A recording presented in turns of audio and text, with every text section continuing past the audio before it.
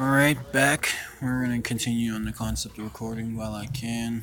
I'm just going to speak on it and get into the beginning of the development of what's going on in the beginning of chapters. I'm at the library right now with everybody right now, so everything's going to be live and lifelike, so it's just how it's going to have to be while I have the spare time. Okay? Well, what happens is if you restart the game and you reload it, of course it's going to start wherever and however long you loaded it at, okay? Of course, how long it took for the video recording from the last time, it was literally like an hour long. So, of course, the time on here is accurate. And, of course, what it does in this game, it has checkpoints. So, of course, as we would, it'll just do the concept of things that went pretty, I'd say like checkpoint like, that are like important main events or actual areas that you go to.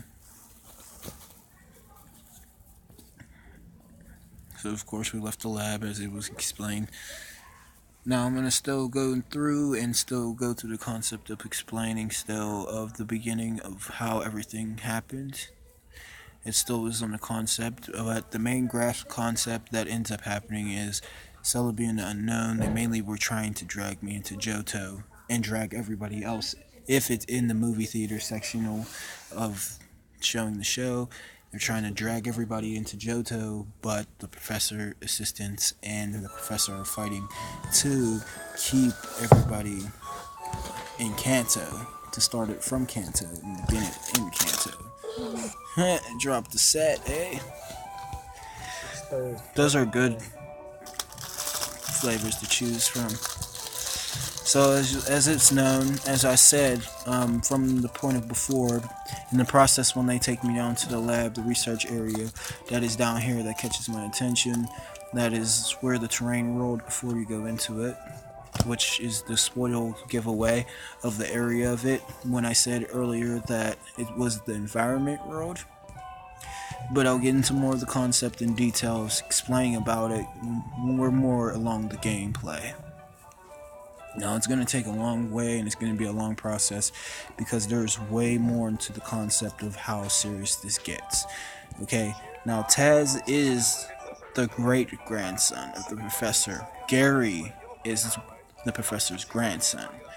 They both look alike, but they both aren't each other, okay? He has the music of Gary, so I want it to not be in the concept of confusion, okay? How it would play and roll out. I do want it to be like, just like how Ash and Red are combined. I want Taz to meet Gary. But we'll see how that will be, okay? Hopefully the developers will take that into consideration of that also. But it will go back into the concept of me being down here in the terrain area, and of course I'm in blanking out and blanking in. So hopefully they'll show it in the actual 3D like it's in the visual of my eyes, looking at the professor and the assistants talking while I'm in daze and gaze, trying to wake up. And they're asking me, are you, like, is he, like, they're surrounding me, is he a boy or a girl? You know, and I'm blacking in and blacking out, blacking in, blacking out. And then they're just like, what is your name? What is your name? And then I just say, Stefan. Okay, and then boom. In this concept, then it can go blank screen, and they're just like, we're just gonna take him immediately. Let's take, like, you know what I mean? The professor can say, take him immediately home to his mother or his grandmother, whichever one will be the concept. She happily gets virtually in there. So in that concept, that ends up going.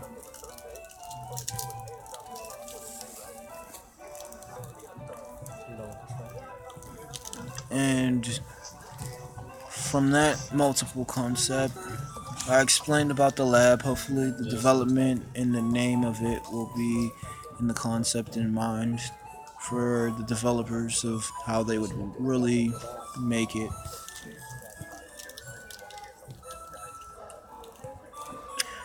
But here's the pallet town, and you would start here, of course, and we keep going.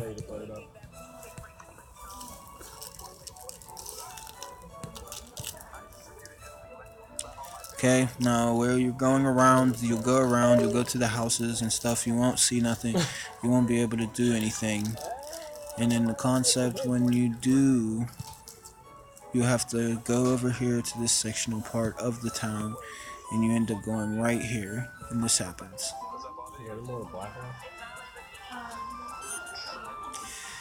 The professor says, wait, don't go near the tall grass. That tall grass that's right there is where Pokemon lay. And if you go through it, and if you're in it long enough, if they detect you long enough, they will attack. Okay? Now the cool part that I will start explaining when this happens, I'll get to that, but we're going to go through this process of the professor and him talking.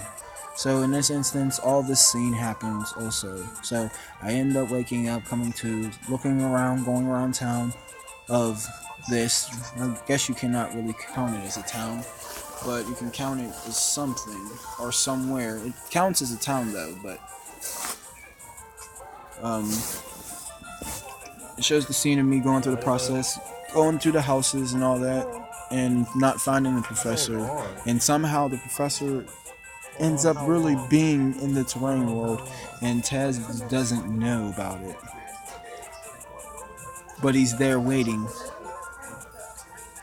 But it would confuse everything, so I don't know. He could be in another section of the town in the field somewhere. Like there should be somewhere that he's at that you can't see, but he's there. That makes sense. Or he can actually like be in like the trees. You see how the trees are? He can be behind the trees or by the trees, and you just can't reach him somehow. And you're just like, how do I get his attention? And you just do this. Or we can keep it in this scenario, but how they develop it and put the movie scene of it is cool. All right.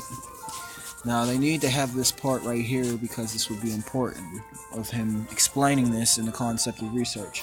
In the same time, it's going to be like a movie of research of the Pokemon while we're going through the process of the movie also. So in this concept, of course, what he's saying in this whole sentence needs to be a scenario in the movie. So you need your own protection for Pokemon while you're in this grass. He says, come with me.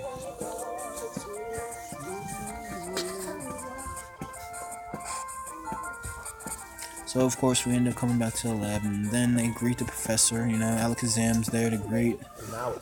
And in this instance, Alakazam actually greets in a certain way. He actually psychics me, and he picks me up, and he sets me down, and I end up coming in after the professor a little bit extra late.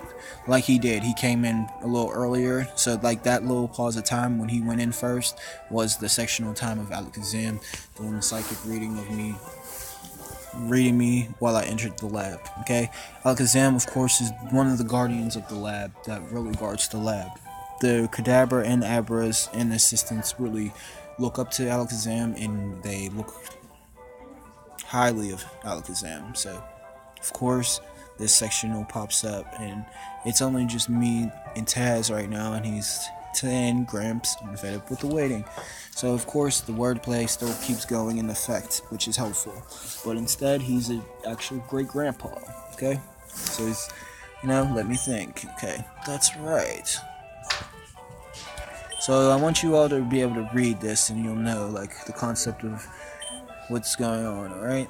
Now he says right now he has 3 Pokemon, but I'll get to the concept of explaining about more, but we'll see how that all fits in together.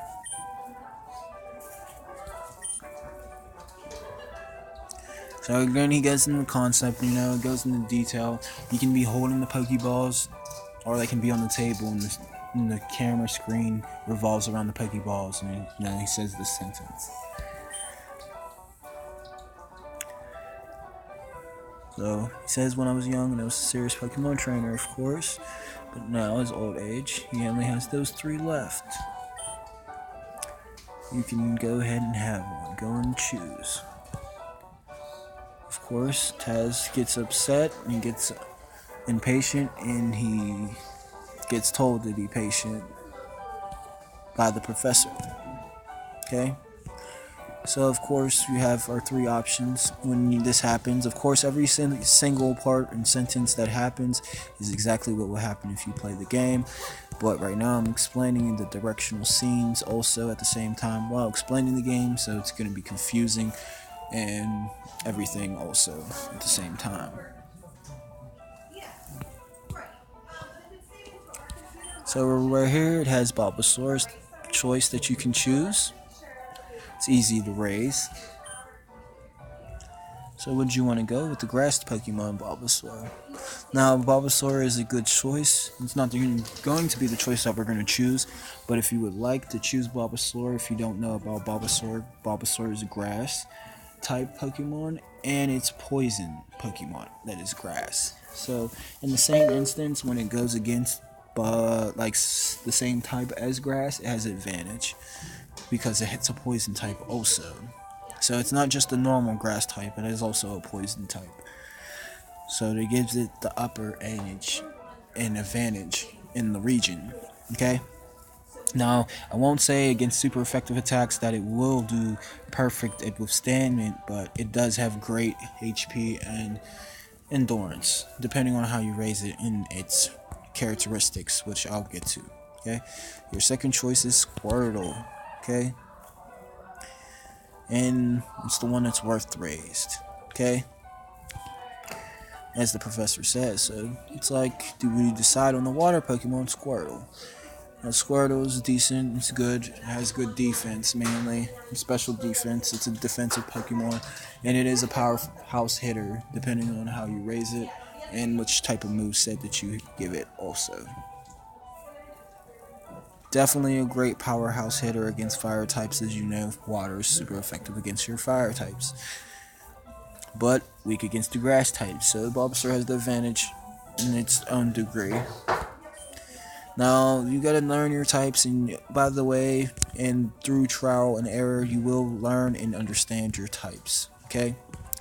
Now, we're gonna get to my favorite one that we're gonna choose. Sadly, I have him as a choice, but I do love all the other types and Pokemon, so I don't want it to be put in consideration that I'm favoriting, okay? But in my concept and how the movie will be, this is him, and this is how it will go.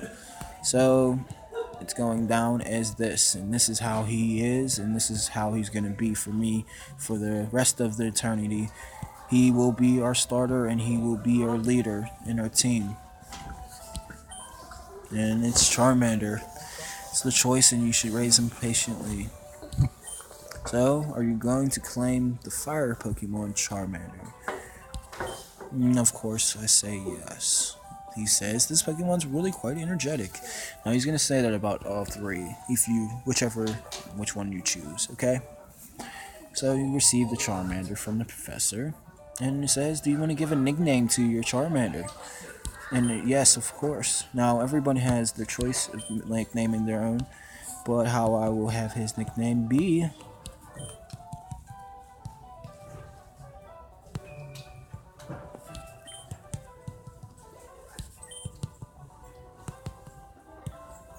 His nickname is Blast. Okay? And of course, Taz takes Squirtle. Now, how Taz or your rival will do is he happens to be. Now, he's not my rival completely in life, even though it may seem. But he is actually the rival that's on the game. Now you can name him, and you can have any type of name for any rival.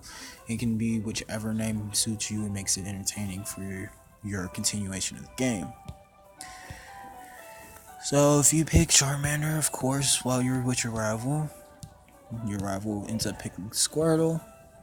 You pick Squirtle as your choice, your rival ends up picking Bulbasaur. Okay, you end up picking Bulbasaur, your rival ends up picking Charmander. So in your instance, and how it goes, your rival ends up picking your weakest link that you're weak against. Well, really your weakness. Okay, super effectiveness. Okay, now I'm saying your weakest link because it makes your Pokemon weaker because he's picking the super effective type against it. So, as the professor says, if Pokemon, while Pokemon pairs, your Pokemon can battle